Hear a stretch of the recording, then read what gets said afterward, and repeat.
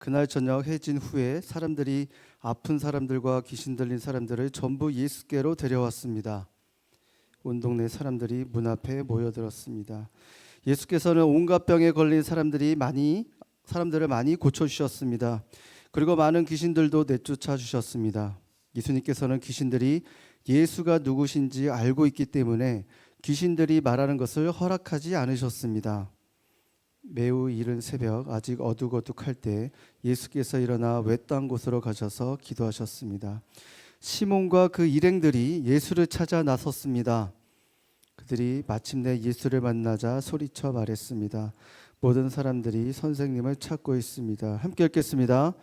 예수께서 대답하셨습니다. 가까운 이웃 마을에 가서도 말씀을 전파하도록 하자. 내가 이 일을 하러 왔다. 하나님의 명령을 맹렬히 거부한 사람이 있었습니다. 배를 타고 멀리 도망하던 중에 바다에 예기치 않은 폭풍우가 칩니다. 배에 함께 타고 있던 사람들은 누군가가 신을 노하게 해서 이런 일이 일어났다 하며 그 사람을 추적합니다. 그리고 결국 그 사람은 많은 사람들에게 들려서 모든 것을 집어삼킬 듯한 검은 바다로 던져집니다. 갑자기 깊은 바닷속에 숨어있던 큰 물고기가 그 사람을 한 입에 집어삼킵니다. 물고기 뱃속에서 3일 밤낮을 보내면서 그 사람은 자신의 잘못을 돌아보죠. 3일째 되던 날 물고기는 그 사람을 토해내는데 토해진 그 해변은 니느웨라는 성읍의 해변이었고 토해진 그 사람은 우리가 잘 아는 요나라는 사람입니다. 성경의 많은 이야기 중에 정말로 만화 같은 일이 요나서의 이야기인데 요나서는 도망하는 인간과 추격하시는 하나님의 이야기에 대한 내용이면서 동시에 이 이야기는 단순히 요나라는 한 개인의 이야기일 뿐 아니라 바로 저와 여러분의 이야기이기도 합니다. 지난주에 사실 생명의 삶 말씀 묵상하는 책이 요나서였습니다. 여러분 잘 하셨으니 복습하는 셈 치고 요나서 전체를 내용을 먼저 한번 보려고 합니다. 하나님이 요나에게 말씀하시죠. 니느웨로 가서 복음을 전해라. 니느웨는 당시 고대 근동을 지배하던 아수르 제국의 도시였습니다. 이스라엘을 짓밟고 정복한 포로들의 가죽을 벗겨서 성벽에 전시하던 매우 악한 제국이었습니다. 나훔 선지자라는 분이 계신데 그분이 그 성읍 니느웨 성읍을 피 흘린 성읍이라고 불렀습니다.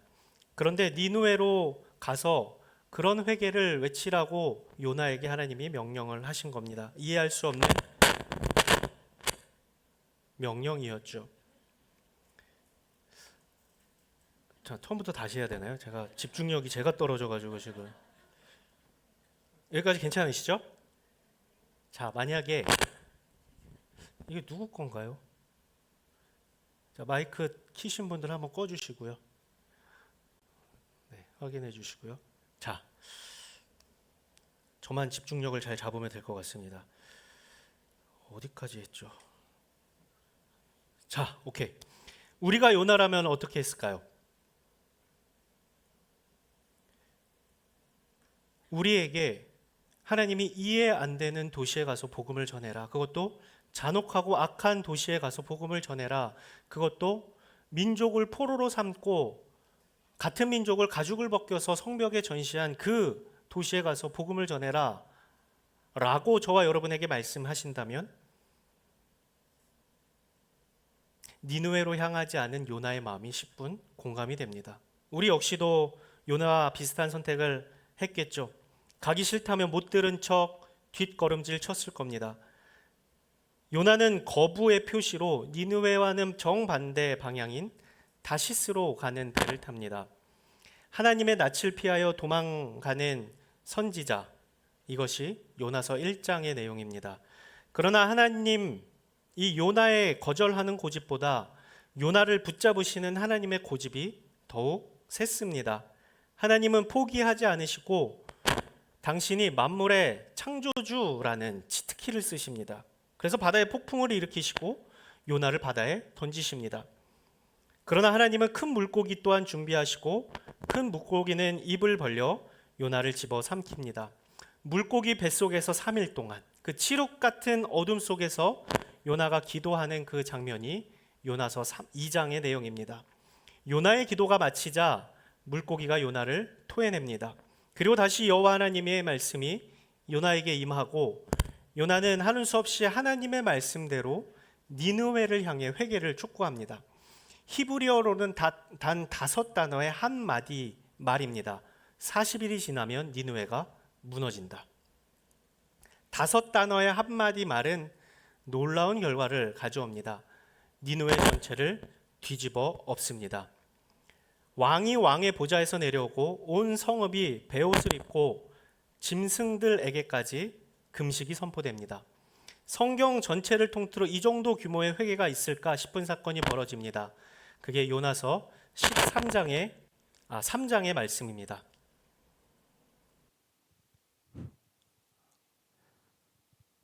네. 이 니느웨라는 성읍에는 12만 명이 있었답니다. 12만 명이 회개하는 사건이 있었던 거죠. 역사상 가장 큰 각성과 회개가 일어난 사건. 자신의 말 한마디로 40일이 지나면 니느웨가 무너진다 라는 말 한마디에 니느웨 12만 명이 회개하고 돌이키는 사역의 결과를 요나가 두 눈으로 목도합니다. 어땠을까요? 기분이 좋았을까요? 안 좋았을까요? 별로 관심이 없으신가요? 자, 그럼 바자회랑 조금 연결되어서 예를 들어볼게요. 우리 바자회 열심히 준비했잖아요. 바자회 했는데 오늘 수익이 한 4천만 원 났어요. 기분이 좋아요, 안 좋아요? 이렇게 돈과 밀접한 얘기를 해야 여러분 그러신데 요나의 사역이 매우 성공적인 결과였다라는 겁니다. 말로 다 할 수 없는 기쁨과 감격이 있어야 하는 것이 당연한데 요나서 4장은 어떻게 시작하냐? 우리 요나서 4장 1절 말씀 한번 같이 읽죠. 시작. 그러나 요나는 몹시 기분이 상했습니다. 그는 화가 났습니다. 12만 명이 돌이키는 니느웨가 완전히 뒤집어지는 사역의 결과를 보고 딱 한 말이 요나가 그겁니다. 몹시 기분이 상했습니다. 매우 화가 났습니다. 이 번역은 꽤 점잖게 그냥 몹시 기분이 상했습니다. 화가 났습니다 라고 표현을 했는데 원어를 보면 매우 크게 악하였다라는 표현을 써요. 악함을 품은 분노였다는 겁니다. 이 악하다라는 히브리어 단어가 어디에 쓰였냐면 니느웨 성읍의 악함을 이야기할 때 썼던 단어와 동일한 단어예요. 니느웨의 악함과 같은 크기와 질의 악함의 분냄이 요나에게 있었다라는 겁니다. 그리고 요나가 하나님을 향해 따지듯 묻죠. 요나서 4장 2절 말씀 같이 읽겠습니다. 시작. 그는 여호와께 기도했습니다. 여호와여, 이것이 내가 고향에 있을 때 내가 말씀드린 것이 아닙니까? 이래서 내가 서둘러 다시스로 도망간 것입니다. 주께서는 은혜롭고 동정심이 많은 하나님이시고 진노하는 데 더디시고 사랑은 충만하시며 재앙을 내리시는 것을 주저하신다는 것을 내가 알고 있었습니다. 어마어마한 사역의 결과, 눈으로 보기에 성공적인 사역의 결과를 보았음에도 불구하고 요나가 악을 품고 분노한 이유는 악한 니느웨가 회개했기 때문이었습니다. 그리고 회개하면 하나님이 그들을 용서하실 것이라는 것을 알았기 때문이었어요. 자신의 민족을 괴롭게 한 니느웨가 회복하는 것이 마음에 들지 않았던 겁니다. 하지만 요나가 니느웨에서 회개를 촉구할 수밖에 없었습니다. 니느웨가 회복되는 것이 마음에 안 들지만 물고기 뱃속에 3일을 경험한 사람으로서 하나님의 명령도 거부할 수 없었기 때문입니다. 그래서 그냥 마음에도 없는 말을 외쳤던 겁니다. 40일이 지나면 니느웨가 무너진다. 그냥 니느웨 무너졌으면 하는 마음이었었던 거예요. 그런데 한편 하나님이 어떤 분인지를 아니 자신이 이거를 선포하면 니느웨가 어떻게 될지, 하나님은 어떻게 하실지를 알았고 니느웨가 회개하고 하나님이 용서하시니 그게 화가 났던 겁니다. 악함을 품은 분노였다라는 겁니다. 사역은 하였지만 그 마음은 자신의 기대와 분노로 가득 채워졌던 겁니다. 요나에게 부족했었던 건 무엇일까요? 요나는 무엇이 달랐어야 했을까요? 요나에게 부족했던 것은 하나님을 아는 신학적 지식도 아니고 더 많은 사역의 경험도 아니었습니다. 요나는 하나님의 성품도 잘 알았고 하나님에 대한 지식도 풍부했습니다. 문제는 요나의 무지가 아니라 채움의 부족함이었습니다. 머리에 있는 지식이 가슴으로 내려오지 않은 겁니다. 아는 것이 내면을 채우지 못한 것이었습니다. 하나님에 대한 지식이 하나님과의 사귐으로 이어지지가 않았다라는 거예요. 지식은 있었지만 교제가 없었고 정보는 있었지만 관계가 메말라 있었던 겁니다. 그 부족함을 하나님으로 채워야 했는데 요나 자신의 기대와 분노로 채웠던 겁니다. 그래서 필요한 것은 더 많은 신학, 머리를 채우는 더 많은 지식이 아니라 하나님과의 살아있는 사귐이라는 거예요. 자, 이런 요나의 상태를 기억하면서 요나와는 정반대된 인물, 그 사귐이 무엇인지를 분명하게 보여주신 분을 보죠. 요나처럼 엄청난 사역적 성공을 이루었지만 요나와는 완전히 다른 선택을 하신 분이 계십니다. 예수님이시죠. 오늘 본문 32절 말씀을 같이 읽겠습니다. 시작. 그날 저녁 해진 후에 사람들이 아픈 사람들과 귀신 들린 사람들을 전부 예수께로 데려왔습니다. 그런데 그날 저녁 해진 후에 사람들이 아픈 사람들을 예수님께 데려온 게 아니라 해질 그때까지 예수님은 하루 종일 아픈 사람들을 고치시고 귀신을 쫓으시고 기적을 베푸셨고, 해가 진 저녁에도 많은 사람들이 예수님 앞에서 떠나지 않고 병 고침을 기대하고 서 있었다라는 내용이에요. 33절과 34절도 같이 읽겠습니다. 시작. 온 동네 사람들이 문 앞에 모여들었습니다. 예수께서는 온갖 병에 걸린 사람들을 많이 고쳐주셨습니다. 그리고 많은 귀신들도 내쫓아 주셨습니다. 예수께서는 귀신 들린 예수 누구신지 알고 있기 때문에 귀신들이 말하는 것을 허락하지 않으셨습니다. 온 동네가 다 모였다고 합니다. 이 가버나움은 어촌 마을이었습니다. 그 마을 전체가 문 앞에 모여들었다는 것은 요나가 했었던 사역처럼 예수님의 사역이 그 마을 공동체 전체를 뒤흔들어 놓으셨다라는 거죠. 그날의 사역은 완성도 100%의 사역이었습니다. 그런데 오늘 마가복음을 쓴 마가는 이 장면을 하루를 묘사를 하는데 굉장히 예수님이 바쁘신 삶의 패턴을 그대로 기록합니다. 회당에서 가르치시고 귀신을 쫓으시고 베드로의 장모의 열병을 고치시고 저녁까지 온 동네의 사람들을 고치셨다라고 굉장히 속도감 있게 기록을 합니다. 이 모든 것이 단 하루에 일어난 일입니다. 그 바쁘고 강렬한 하루의 끝에 마가는 예수님이 계신 곳 그리고 예수님이 하신 것을 기록합니다. 35절 말씀 같이 읽겠습니다. 시작. 매우 이른 새벽 외딴 곳으로 가셔서 기도하셨습니다. 여러분, 이 본문 많이 들어보셨을 본문입니다. 큐티 강의를 할 때 꼭 빼먹지 않고 나오는 본문입니다. 매우 이른 새벽, 아직 어둑어둑할 때. 그래서 우리는 이런 말씀을 많이 들었습니다. 하루를 시작할 때 외딴 곳에 가서 큐티해야 된다. 말씀으로 하루를 시작해야 된다.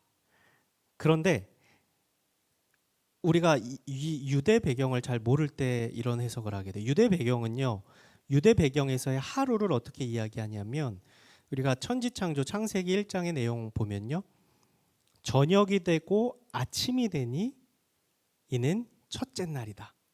저녁이 되고 아침이 돼야 이게 하루였던 거예요. 우리의 패턴은 아침부터 저녁까지가 하루잖아요. 유대의 패턴은 그게 아니라 저녁이 되고 아침이 돼야 하루였던 거예요. 그러고 보니 예수님의 사역의 끝이 이날 저녁이 아니라 이른 새벽이 끝이었다라는 겁니다. 이해가 되세요? 그래서 예수님이 많은 사역을 하시고 그 다음날 하루 시작하면서 외딴 곳에 가셔서 기도하신 게 아니라 하루에 많은 사역을 하시고 나서 이것의 마무리가 외딴 곳 이른 새벽 기도의 자리였다라는 겁니다. 매우 이른 새벽 아직 어둑어둑할 때라는 표현을 써요. 단순히 예수님이 아침에 일어나셨다고 마가가 기록하는 것이 아닙니다. 동이 트기 전 마을이 아직 잠들어 있을 때 어떤 소리도 어떤 사람도 찾아오기 전에 그 시간에 예수님은 이미 외딴 곳으로 나가 계셨다는 겁니다. 밤 늦게까지 사람들을 고치셨던 그분이 그 짧은 밤을 지나서 가장 먼저 몸을 일으키셔서 외딴 곳으로 가셨다는 것입니다. 왜 그랬을까요? 예수님이 만약에 저를 닮았다면 많은 사람들과 있는 게 지쳐서 그랬을 수도 있겠습니다. 그런데 예수님은 그런 성향은 아니셨던 것 같아요. 피곤해서도 아니셨습니다. 마가가 사용한 이 한적한 곳, 외딴 곳이라는 표현은 단순히 그냥 아무도 없는 그게 아니라 황량한 곳이라는 표현이에요. 아무런 필요도 아무런 요구도 아무런 기대도 없는 곳, 사람의 발걸음도 사람의 목소리도 닿지 않는 곳, 많은 사람들에게 기적을 베풀었음에도 그들의 박수 소리조차 들리지 않는 그 텅 빈 곳으로 예수님이 가셨다는 것. 그곳에서 예수님은 기도하셨습니다. 이 기도는 하나님과의 사귐이었고 대화였고 질문이었습니다. 내가 누구에게서 왔고 내가 무엇을 위해 여기에 있고 또 내가 어디로 가고 있는지를 하나님 앞에서 확인하고 다시 듣고 다시 받는 시간이었다는 겁니다. 예수님은 공생의 모든 사역의 동력을 하나님 아버지로부터 공급받았던 거죠. 온 동네 사람들의 환호가 절정에 달한 바로 하루를 마감하는 이른 새벽, 예수님은 그 자리에 머무르지 않으셨습니다. 박수 소리가 아직 귓가에 남아있는 그곳에 계시지도 않고 아무도 없는 외딴 곳으로 가셨습니다. 그 외딴 곳에서 예수님은 아버지와 단둘이 계셨습니다. 오직 하나님과만 함께 계셨습니다. 아버지의 사랑, 아버지의 마음, 아버지의 말씀, 아버지의 뜻을 충만히 채우셨습니다. 그곳이 황량한 곳이고 외딴 곳이지만 가장 충만한 채움을 받는 자리로 바뀌었던 거죠. 그리고 이내 제자들이 찾아옵니다. 36절 37절에 그래요. 시몬과 그 일행들이 예수를 찾아 나섰습니다. 그들이 마침내 예수를 만나자 소리쳐 말했습니다. 모든 사람들이 선생님을 찾고 있습니다. 제자들은 그랬던 것 같습니다. 예수님을 찾아 나섰는데 아무리 찾는데 없었던 거예요. 그래서 쓴 표현이 마침내라는 표현이에요. 그만큼 예수님이 거의 숨어 계시다시피 하셨다고. 마침내 예수님을 만난 거예요. 그런데 이들이 예수님을 만나서 한 말이 그겁니다. 모든 사람들이 선생님을 찾고 있습니다. 누군가가 찾아준다는 것은 기분이 좋은 일이죠. 그 일이 예수님을 높이는 일이기도 했습니다. 그런데 동시에 그것은 유혹이었습니다. 어제의 성공을 오늘도 이어가라는 사람들의 기대였고 열망이었던 겁니다. 그때 예수님 뭐라 말씀하시냐? 38절 말씀 같이 읽겠습니다. 시작. 예수께서 대답하셨습니다. 가까운 이웃 마을들에 가서도 말씀을 전파하도록 하자. 내가 이 일을 하러 왔다. 만약에 예수님이 이 가버나움에 조금 더 있으셨으면 어떠셨을까요? 더 많은 칭찬, 더 많은 박수, 더 많은 인정, 엄청난 의전을 받을 수 있으셨을 것입니다. 하지만 예수님은 이 가버나움의 환호를 붙잡지 않으셨어요.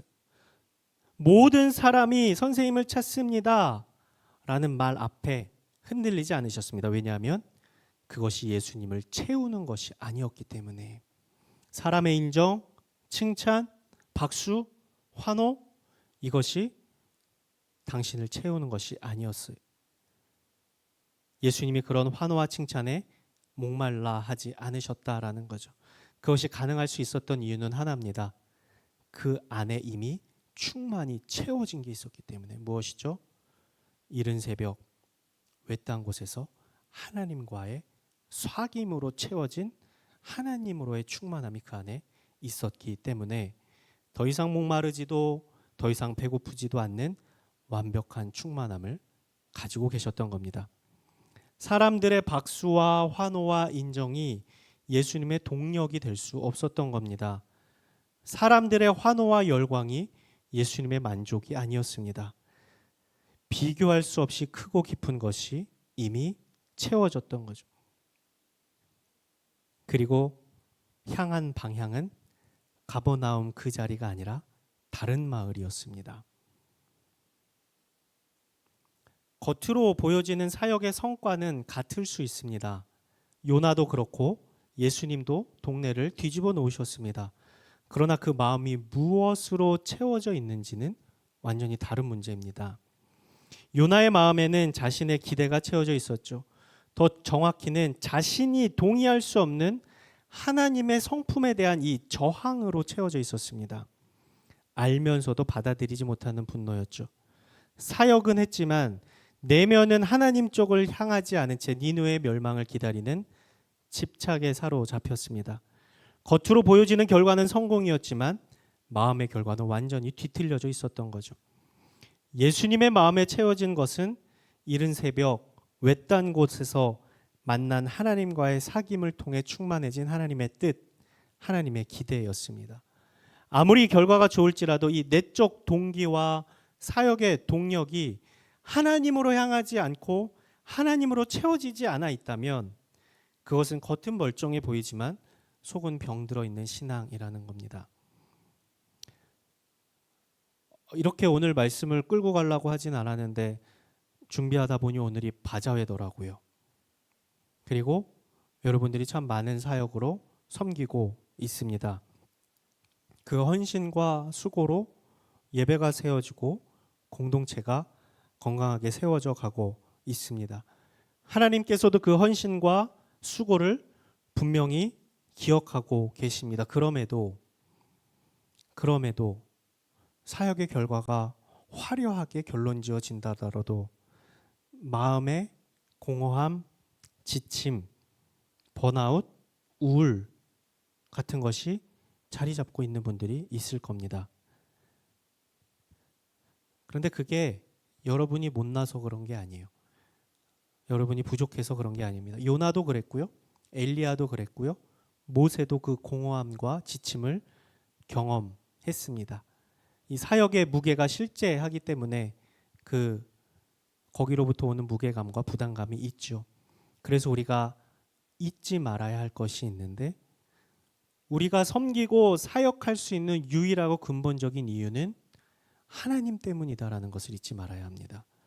결과가 아니라 하나님 때문이라는 것. 우리는 왜 섬기나? 우리는 왜 사역하느냐? 여러분은 왜 사역합니까? 여러분은 왜 섬깁니까? 보통의 경우 우리는 이런 질문에 내가 은혜 받았으니 사명감이 있으니 공동체가 필요하니 리더이니 라는 대답을 합니다. 틀린 대답은 아닙니다. 그런데 충분한 대답도 아닙니다. 우리가 섬길 수 있는 가장 근본적인 이유는 하나님이 먼저 우리를 추격하셔서 당신의 동역자로 불러주셨기 때문입니다.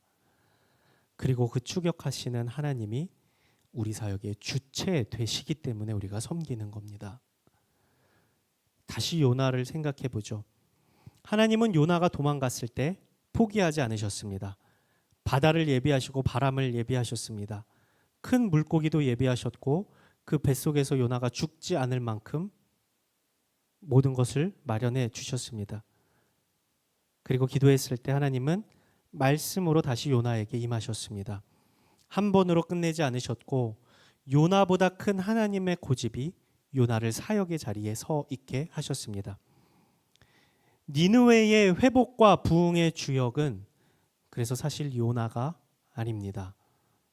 요나는 사역을 원치 않았었습니다. 요나는 엄밀히 말해서 니느웨를 사랑하지 않았었습니다. 그런데 12만 명이 돌이켰어요. 그 일은 누가 한 겁니까? 하나님이 하신 거예요. 요나는 도구였을 뿐 사역의 주체는 처음부터 하나님이셨습니다. 그래서 요나서의 주인공은 하나님이십니다. 예수님도 그것을 보여주신죠. 예수님이 이 땅에 오신 것 자체가 아버지의 보내심 때문이었습니다. 38절 말씀에 그래요. 예수께서 대답하셨습니다. 가까운 이웃 마을에게 가서도 말씀을 전파하도록 하다. 내가 이 일을 하러 왔다. 내가 이 일을 하러 왔다라는 짧은 문장 안에 예수님 당신의 정체성이 있습니다. 이 내가 이 일을 하러 왔다라는 원어의 뜻이 여기에 그냥 왔다, 도착했다라는 의미가 아니라 어디로부터 나왔다라는 출발을 포함하고 있는 단어입니다. 예수님은 지금 자신이 어디로부터 왔는지를 선언하고 계신 거예요. 사람들의 필요로부터 온 것이 아니라 아버지 하나님으로부터 보내져 나왔다. 그렇기 때문에 예수님은 가버나움의 환호를 향해 다시 돌아가지 않으신 겁니다. 보내심을 받은 자는 보내신 분의 방향으로 움직이지 군중들이 원하는 방향으로 흔들리지 않기 때문에 그렇습니다. 예수님의 사역은 하나님으로부터 시작됐고 하나님에 의해 이루어짐을 아셨습니다. 그랬기 때문에 이른 새벽 외딴 곳에 나가 하나님께 기도했던 겁니다. 사역의 주체가 하나님이심을 그 자리에서 매일같이 발견했던 겁니다. 우리가 이 자리에서 섬기고 있는 것은 우리의 열심이 대단해서라고 생각할 수 있습니다. 근데 스스로는 그렇게 생각하지 마십시오. 누군가의 칭찬은 받을 수 있겠지만 내가 대단해서 여기 있어 라고 생각하지 않으셨으면 좋겠습니다. 여러분 훌륭하십니다. 그리고 이 자리에 있는 것이 참 귀합니다. 그리고 우리가 잊지 말아야 할 것은 우리를 추격하셔서 우리를 당신의 동역자로 세워주시고 온 우주 만물의 주인이신 하나님께서 우리를 도구로 사용해 주셨다라는 것을 잊지 않아야 우리는 끝까지 사명 감당하며 살아갈 수 있습니다. 모든 사역의 주체이신 하나님이 저와 여러분을 당신의 일에 불러 주셨다는 것. 그래야 이것을 분명히 해야 섬김의 방향이 변질되지 않고 섬김의 열매가 다르게 맺혀질 수 있는 겁니다. 그리고 섬김의 기쁨 또한 달라지게 되는 거예요. 우리가 언제든지 성공적인 사역을 할 수 있는 것은 아닙니다. 그런데 눈에 보이는 성공적인 사역 혹은 실패와 같은 사역 언제든지 있을 수 있습니다. 그럼에도 불구하고 흔들리지 않을 수 있는 것은 이 사역의 주체가 하나님이시니 나를 도구로 써 주심에 대한 감격이 있다면 사역의 결과는 사실 의미가 없습니다. 그래야 아무리 큰 사역을 해도 교만하지 않을 수 있고 아무리 사역을 못해도 실망하지 않을 수 있습니다. 사역의 주인이 하나님이심을 알게 될 때 이를 분명하게 하기 위해서 이것을 잊지 않기 위해서 사역의 방향과 결과가 그릇되지 않기 위해서 더 쉽게 표현해줘 요나와 같은 결과가 우리에게 오지 않기 위해서 우리에게 필요한 것은 외딴 곳 이른 새벽 하나님과의 사귐이라는 겁니다. 이른 새벽이라 하니 부담이 될 수도 있겠지만 이 물리적 시간을 이른 새벽으로 한정짓는 게 아니에요. 하나님께만 집중할 수 있는 시간. 그 하나님과의 사귐의 그 어떤 것으로도 방해받지 않을 개인의 시간이 이른 새벽입니다. 장소도 마찬가지입니다. 외딴 곳은 물리적 장소를 의미하는 것이 아니라 마찬가지로 하나님과의 사귐에만 집중할 수 있는 장소, 어떤 것으로도 방해받지 않을 수 있는 장소를 의미합니다. 혼자 차 타고 다니시는 분은 자동차 안이 될 수도 있고요. 죄송한데 화장실이 될 수도 있습니다. 어떻게든 하나님과의 사귐에 방해받지 않는 장소와 시간. 이른 새벽 외딴 곳. 그 시간 그곳에서 하나님으로 채우는 것. 사역의 주체가 하나님이심을 다시 분명히 확인하는 것, 그리고 사역의 이유가 내 마음의 만족을 위한 게 아님을 분명히 하고 오직 하나님 마음에 흡족하게 하기 위함임을 놓치지 않는 것. 그래야 교만하지 않을 수 있고, 그래야 흔들리지 않을 수 있고, 그래야 좌절하지 않을 수 있기 때문에 그렇습니다. 그리고 그 시간은 내가 무언가를 채우기 위한 행위가 아니라 채워주시는 분 앞에 나를 열어놓는 시간입니다. 내 의가 그것을 쟁취하는 게 아니에요. 나는 그저 드리는 것뿐이에요. 채우시는 분은 하나님이신. 스스로에게 한번 물어보죠. 여러분은 무엇으로 채워져 있습니까? 사역을 하고 헌신을 하면서 여러분의 내면은 무엇으로 채워져 가고 있습니까? 여러분의 사역의 동력은 하나님입니까? 여러분입니까? 하나님의 뜻입니까? 여러분의 기대입니까? 요나는 알았지만 받아들이지 못했습니다. 하지만 예수님은 아셨고 그 알매 자리로 매일 새벽 나아가셨습니다. 그 차이가 가장 중요한 내면의 결과로 나타나게 된 것이죠. 축복합니다. 여러분의 이른 새벽, 외딴 곳, 비밀스러운 하나님과의 사귐이 있는 그 시간과 장소를 구별하실 수 있기를 바랍니다. 이렇게 말하니 교회 사역만 이야기하는 거냐, 교회 사역 안 하는 나는 어쩌라는 거냐. 근데 이게 말씀드린 게 교회의 사역, 교회의 일만을 이야기하는 것이 아닙니다. 저와 여러분이 하는 모든 일, 학생이면 학생, 직장인이면 직장인, 가정이든 일터이든 우리 각자가 하는 모든 일이 주님의 일임을 여러분 인정하신다면 우리는 그래서 니느웨로 보내진 사람이고 가버나움으로 보내진 사람들입니다. 우리가 선택해서 니느웨 간 게 아니고 우리가 선택해서 가버나움 간 게 아닙니다. 하나님께서 보내셔서 여러분이 그 자리에 있는 겁니다. 거기부터 시작하는 거예요. 이 지긋지긋한 집안이 하나님께서 보내셨다고 라고 생각할 수 있습니다. 내일이라도 사표 쓰고 싶은 직장 하나님이 보내셨다고 라고 생각할 수 있습니다. 그러면 한없이 나만 속상합니다. 하나님이 보내셨으면 누가 책임집니까? 하나님이 책임지시겠죠. 그게 믿음이고 그게 신앙생활입니다. 하나님이 보내셔서 있는 그 자리가 우리 사명의 자리이고 우리 사역의 자리입니다. 그래서 단 한 사람도 예외 없이 우리는 사명을 받고 사역의 자리에 있는 사람들입니다. 그렇기 때문에 우리가 하는 모든 일이 하나님의 인도하심, 하나님의 보내심을 믿는다면 그 모든 일은 하나님의 부르심에 응답하는 일이 되는 겁니다. 그렇기 때문에 우리 모든 일이 어찌 보면 하나님의 부르심 가운데 있는 것이니 매일의 삶 가운데 이른 새벽 외딴 곳, 그것은 한 사람도 예외 없이 우리 모두에게 필요한 시간이고 장소가 되는 겁니다.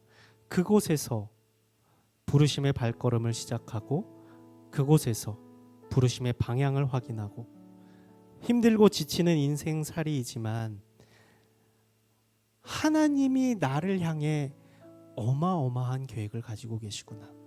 얼만큼 어마어마한 계획입니까? 바다를 요동치시고 큰 물고기를 준비하실 만큼의 나를 향한 놀라운 계획을 갖고 계시다라는 것. 그것을 믿고 그 방향에 흐트러짐 없이 나아가기 위해 우리가 필요한 것은 내가 누구에게서로 왔고 내가 이곳에서 무엇을 해야 하고 내가 어디로 가야 하는지를 하나님과의 외딴 곳 이른 새벽 시간에 확인하는 작업이 반드시 필요하다라는 겁니다. 그래서 나를 향한 하나님의 놀라운 계획, 그것을 신뢰하며 예수님 닮은 제자의 삶으로 날마다 그 사귐 안에서 살아가는 저와 여러분 되시길 주님의 이름으로 축복합니다. 시간 같이 찬양하고 기도하죠.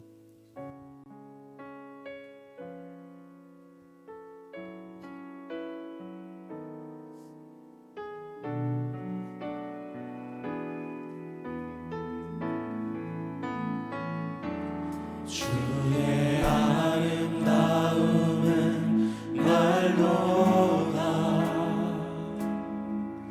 영원할 수 없고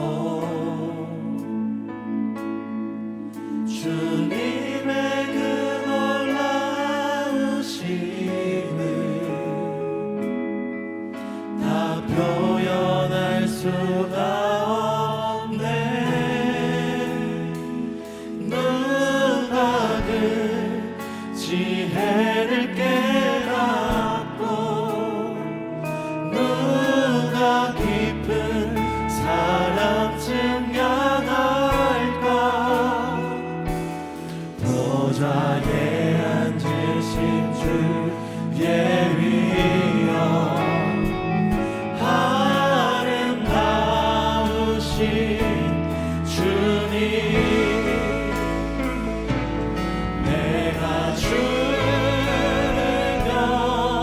경외함으로 주님 앞에 홀로 섭니다. 찬양 받으시 귀하다가 거룩한 우리 자리에서 일어나서 다시 한번 주 앞에 고백하며 나가기를 원합니다. 주의 아름다움은 주의 아름다움은 말로다 영원할 수 없고 영원할 수 없고 주님의 그 놀라우심을 다 표현할 수가 없네. 누가 그 지혜를 깨닫고 누가 깊은 사랑 증명할까. 보좌에 앉으신 주의 위엄 아름다우신 주님 내가 주를 경외함으로 주님 앞에 홀로 섭니다. 찬양 받으신 귀하다가 거룩하신 주님 내가 주를 경외함으로 주님 앞에 홀로 섭니다. 찬양 받으신 귀하다가 거룩하신 다시 한번 고백합니다. 내가 주를 경외함으로 내가 주를 경외함으로 주님 앞에 홀로 섭니다. 찬양 받으신 귀하다가 거룩하신 주님. 여러분 가만히 눈을 감고 주변 의식하지 않고 지금 여러분이 서 있는 곳이 그 시간이 이른 새벽 외딴 곳이라 생각하면 좋겠습니다. 아무도 없습니다. 그리고 나만이 주 앞에 홀로 서 있습니다.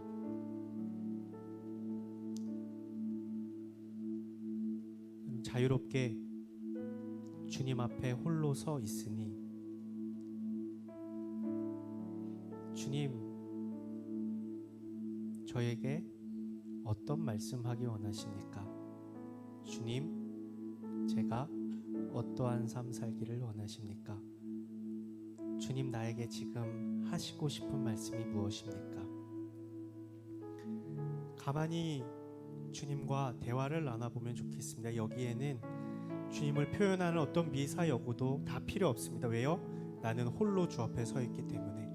그 누구보다 나를 사랑하시는 주님 앞에 여러분이 홀로 서 있습니다.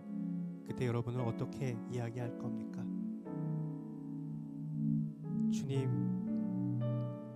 제가 너무 힘듭니다.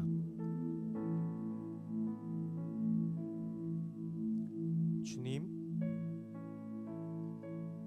제가 어떻게 살아야 될지도 모르겠습니다. 주님, 제 앞이 너무도 캄캄합니다. 많이 지쳤고, 많이 힘들고, 우울하고, 어떤 때는 그냥 다 놔버리고 싶을 만큼이 들 만큼 답답하고 힘들 때도 있습니다. 그런데 주님, 저에게 무엇이라고 말씀하고 싶으십니까? 주님의 마음을 듣고 싶습니다. 저에게 말씀해 주십시오. 지금 이 시간이 이른 새벽 외딴 곳이시고 하나님 앞에 홀로 서 있는 시간입니다. 자유롭게 여러분의 마음으로, 여러분의 입술로 주 앞에 하고 싶은 말 아뢰면서 잠시 기도하며 나아가죠.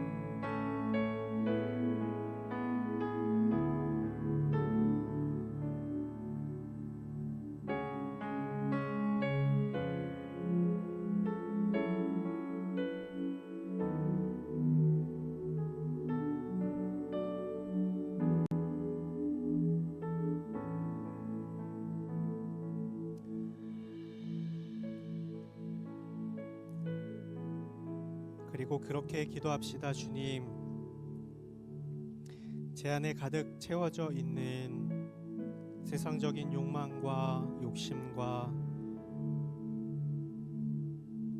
세상이 주는 달콤함, 세상적인 만족, 혹은 내 뜻과 달리 이끌어 가시는 것 같은 하나님을 향한 분노, 원망, 답답함, 속상함 너무나 많이 있습니다. 그런데 이것을 해결하지 않으면 내가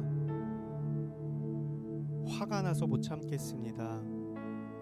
주님, 이것을 비워주시고 하나님으로 채워주시옵소서. 이른 새벽 외딴 곳에서 계속 주로 채워지며 그것이 진정한 충만함임을 경험하는 저희의 인생이 되게 하여 주시옵소서. 나는 무엇으로 채워져 있는가에, 예 주님, 나는 주님으로 채워져 있습니다. 나의 내면은 내가 무엇으로 채우고 있고, 나는 많은 시간 누구와 함께 보내며 무엇을 하며 지내는가 물을 때 나의 내면을 주님으로 채우고 주님과 함께하는 시간으로 채워가고 있습니다. 또 여러 가지 사역들, 또 우리 개인의 일들, 모든 동력이 무엇인가라는 질문에 내 능력, 내 힘, 내 지혜가 아니라, 내 경험이 아니라, 나의 잘남, 그것이 아니라 하나님이 나의 삶의 동력 되십니다. 하나님이 없으면 아무것도 할 수 없습니다. 그래서 이른 새벽 외딴 곳을 구별하여 주님께 나아가기를 욕심내는 저희의 삶이 되게 하여 주시옵소서. 이 시간 한번 같이 주 앞에 기도하며 나아가겠습니다. 거룩하시고 자비로우신 아버지 하나님, 이른 새벽 외딴 곳이 나에게 있었습니까? 분주하게 지내며 바쁘게 지내며 이것이 마치 부지런한 삶이다, 성실한 삶이다 생각하며 상방 없이 달려가고 있지는 않았었습니까? 주님, 내가 주님 앞에 홀로 서 있는 이른 새벽 외딴 곳을 구별할 수 있게 하여 주시옵소서. 하나님과의 깊은 사귐과 교제를 통하여 내 안에 무너져 있는 것들이 완전히 사그라지고 온전히 주님으로 채울 수 있는 주님 하나님 우리 가운데 경험될 수 있도록 도와주시옵소서. 주님으로 채우고 싶습니다. 주님으로 만족하기를 원합니다. 주님이 나의 모든 힘과 나의 모든 삶의 동력이 되어 주십시오. 하나님이 나의 사역의 이유가 되어 주십시오. 하나님이 나의 힘이 되어 주십시오. 하나님께서 나를 보내셨음을 내가 인정하며 그곳 가운데 하나님의 영광을 위해 모든 것을 내어놓으며 살아가는 저희 인생이 될 수 있도록 주여 역사하여 주시옵소서. 내가 선택한 것이 아니라 하나님께서 하게 하셨음에 하나님께서 나의 삶을 책임져 주시옵시고 나의 삶의 모든 것들을 주 앞에 맡기며 나아갈 때에 채우시고 인도하시고 이끌어 주시며 계획하신 것을 반드시 이루시는 하나님의 놀라운 섭리를 맛보아 경험할 수 있는 저희 인생 될 수 있도록 주여 역사하여 주시옵소서. 주 앞에 올라서 있는 저희가 될 수 있도록 주님을 경외함으로 주 앞에 나가는 저희가 되게 하여 주시옵소서. 내가 주를 경외함으로 내가 주를 경외함으로 주님 앞에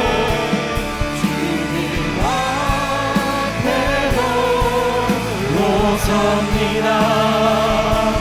찬양 받으신 귀하다나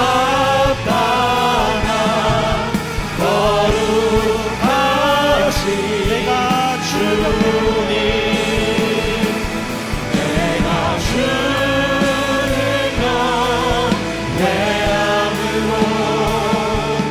주님 앞에 섭니다. 찬양 받으신 귀함당한 거룩한 전심으로 한번 더 고백합니다. 내가 주를 경외함으로 내가 주를 경외함으로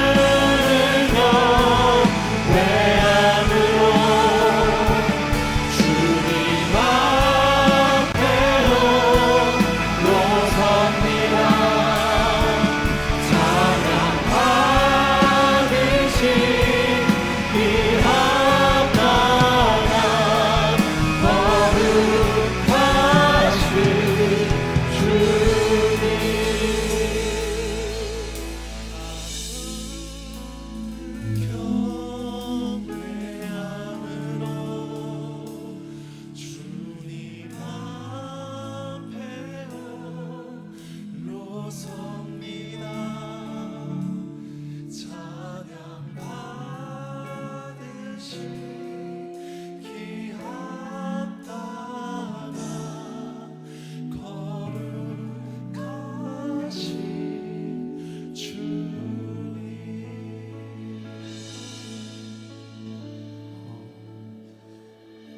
사랑하는 여러분, 이 이른 새벽을 유대의 하루 개념으로 생각하셔도 되고 지금의 우리의 시간으로 생각하셔도 됩니다.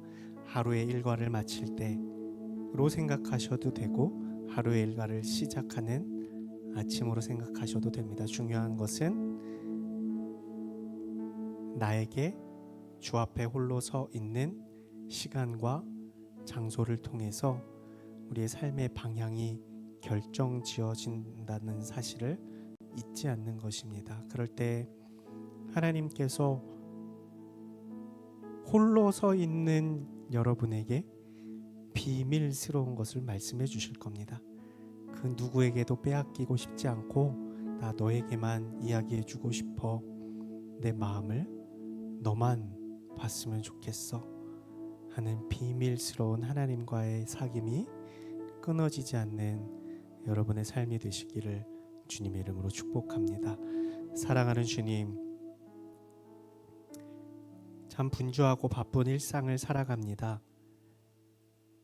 아무리 분주하고 바쁜 일상이고 많은 사람이 찾아오고 많은 사람을 만나고 지치지만 하나님 앞에 홀로 서 있는 시간이 없다면 우리의 삶의 방향이 바르게 설정되어 있는지, 나는 하나님의 뜻대로 잘 걸어가고 있는지를